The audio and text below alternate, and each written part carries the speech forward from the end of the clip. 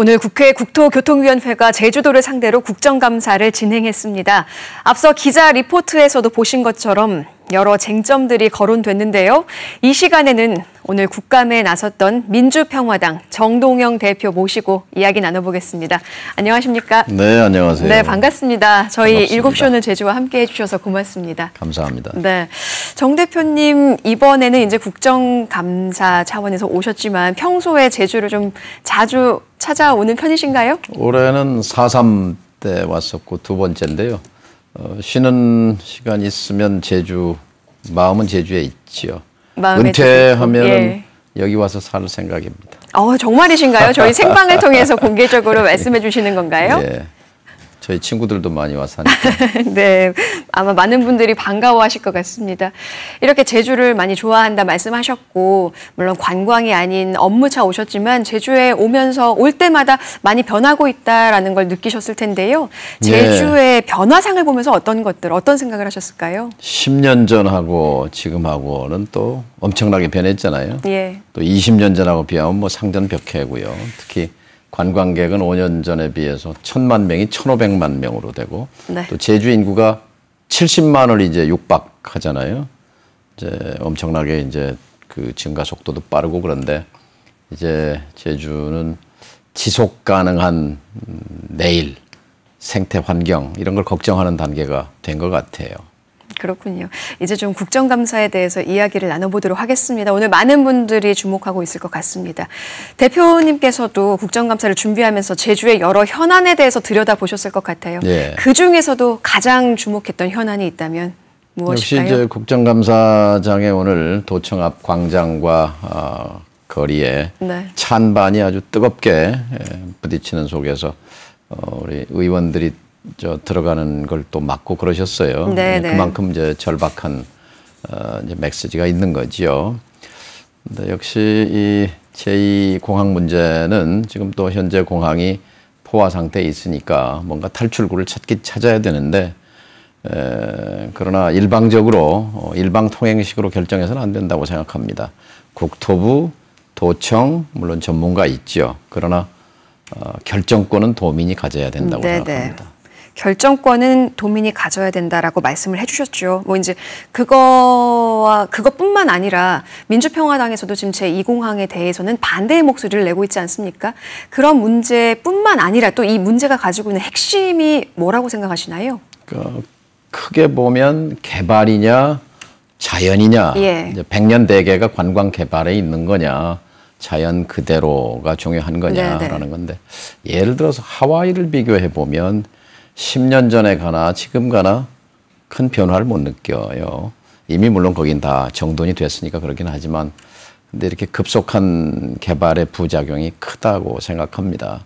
따라서 이 제2공항 문제도 단순히 이 공항 폭주 상태를 해소하는 걸 넘어서서 그런 철학의 문제와 연결돼 있다고 보는 겁니다. 특히 제주도민들께서 요즘은 이제 사회적 수용성 또 환경적 수용성 이런 개념을 지금 인식하고 계시잖아요. 그러니까 전에는 관광객이 많이 오는 게 무조건 좋다였는데 이제는 숫자가 능사가 아니라 정말 관광과 그리고 삶의 질이 이렇게 조화되는 이제 제주도민들의 그러니까 의식도 많이 변했다고 생각합니다. 그렇군요. 수용성을 이제 말씀을 해주셨습니다.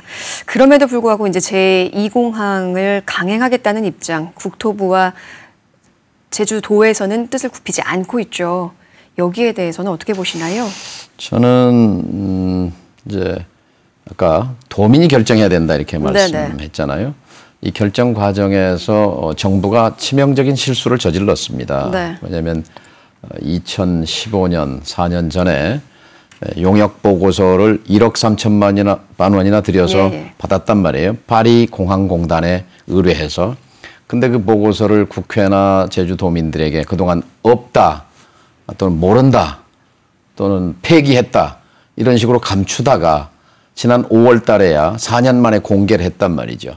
공개한 걸 보니까 말하자면 거기에 지금이 이제 거기서 제한하고 있는 사업들이 있죠. 그러니까 제2공항이 아니라 현재 공항을 교차 활주로를 만들어서 개선을 하고 등등 이렇게 하게 되면 2035년까지 교통 수요를 충분히 대처할 수 있는 것을 확신한다. 이렇게 세계적인 전문기관이 보고한 내용을 이것을 의도적으로 은폐했단 말이죠. 이 부분은 정부가 제주도민들에게 사죄해야 할 부분이라고 생각합니다. 네네. 예. 그렇군요. 최근 이 제주도 의회에서요, 제2공항 문제에 대해서 공론화 논의를 하기로 결정을 했습니다.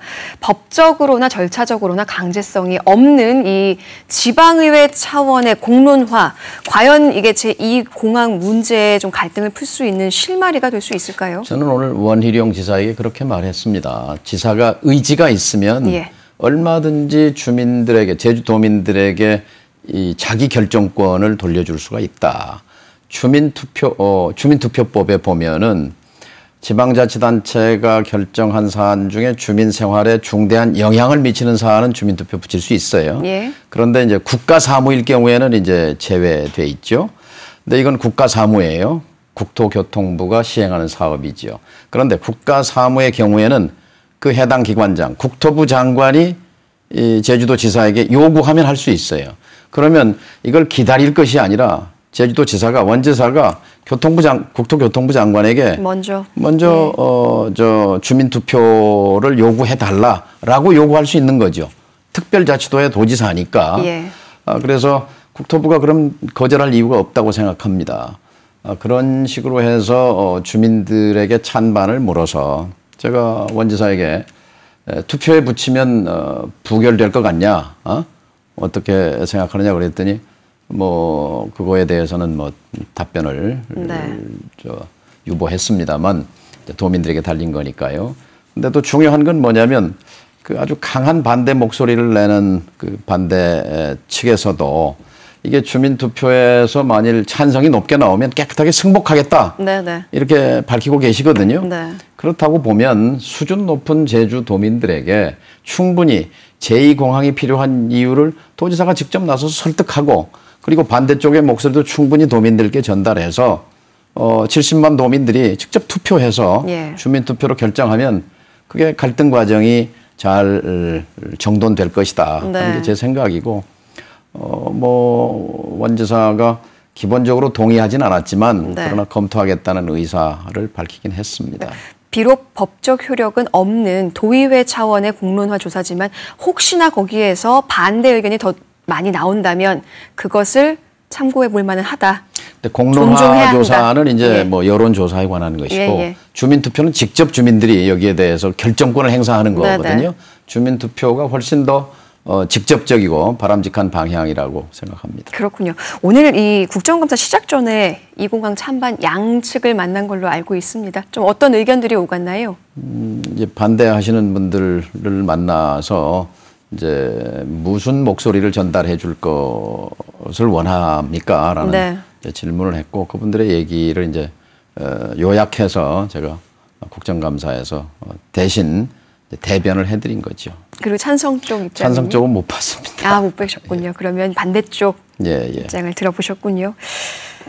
계속 이제 제2공항에 대해서 말씀드리고 있고 어느 정도 이제 해법을 주셨지만 자꾸 질문이 반복되는 것 같습니다. 마지막으로 한 번 더 여쭤볼게요.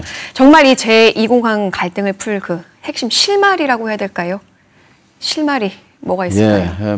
우리 사회에 갈등 요소가 많습니다만 그러나 이걸 힘으로 풀 수는 없잖아요. 결국 대화로 풀어야 되는 거고 대화로 풀기 위해서는 힘을 가진 쪽이 유연해야 합니다. 존경받는 제주의 종교 지도자이신 그 천주교의 강우일 주교님께서 민주주의의 기본인 인권과 생존권을 존중하는 사람이라면 밀어붙여서는 안 된다라고 또 강조를 하셨어요. 제가 그래서 원희룡 지사한테 원지사가 정치인 출신이고 민주주의자라면 밀어붙여서는 안 된다. 결정권을 도민들이 행사하실 수 있도록 열어야 된다는 걸 여러 차례 강조했습니다. 다음 질문으로 넘어가기 전에요. 오늘 또 국정감사 보니까 원희룡 지사에게 질의에서 소상공인 문제에 대한 질의를 하셨어요. 그 소개 좀 잠깐 해주시죠. 어떤 질문이었는지. 제주도는 대한민국에서 소상공인 자영업자의 비중이 압도적으로 높은 데입니다.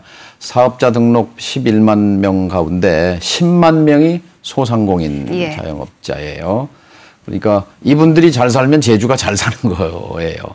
근데 이제 지금 소상공인들이 어렵지 않습니까? 최저임금 문제도 있고 뭐 주 52시간 문제도 있고 여러 가지 지금 중첩된 문제가 있죠. 경기 문제도 있는데 어쨌든 지금 그 소상공인에서 기본적으로 요구하는 게 두 가지인데 하나는 소상공인 기본법을 제정하자는 거예요. 그러니까 소상공인의 법적 지위를 규정하고 국가가 육성, 보호, 지원할 수 있는 법적인 근거를 만들어 달라는 건데 이제 거기에 대한 이제 원지사에 왜냐하면 5당 대표들이 다 이구동성으로 찬동한다고 하면서 법은 진전이 없거든요. 4.3 특별법 비슷해요. 네.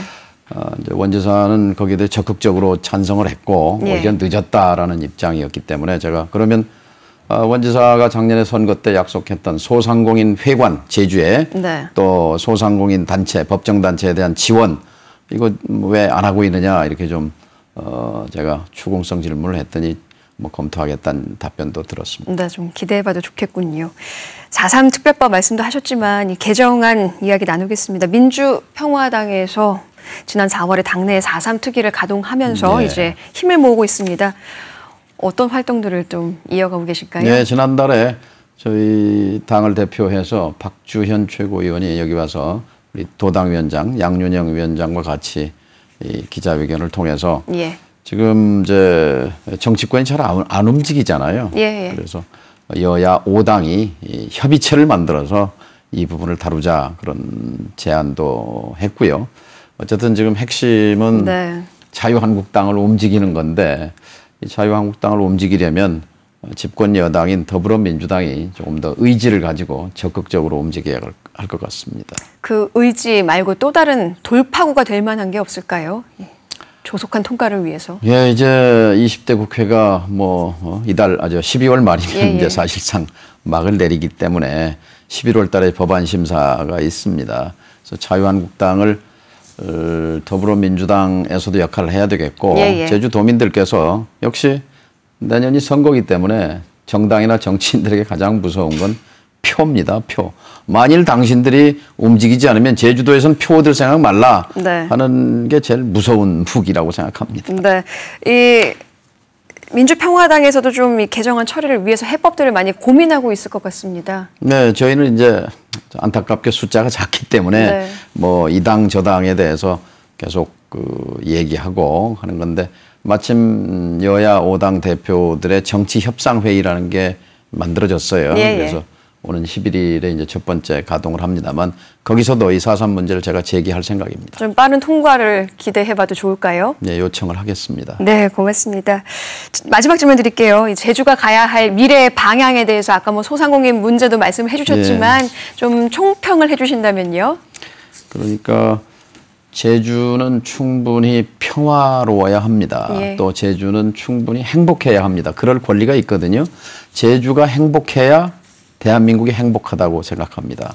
그러기 위해서는 예를 들어서 오폐수를 방류한다든지 지하수가 오염되고 고갈된다든지 중산간 지역이 난개발이 된다든지 또는 차가 막히고 주차할 데가 없고 이런 문제들을 잘 정돈하고 해결해서 정말 삶의 질이 대한민국에서 최고로 높은 그래야 충분히 평화롭고 충분히 행복한 동네가 되지 않겠는가.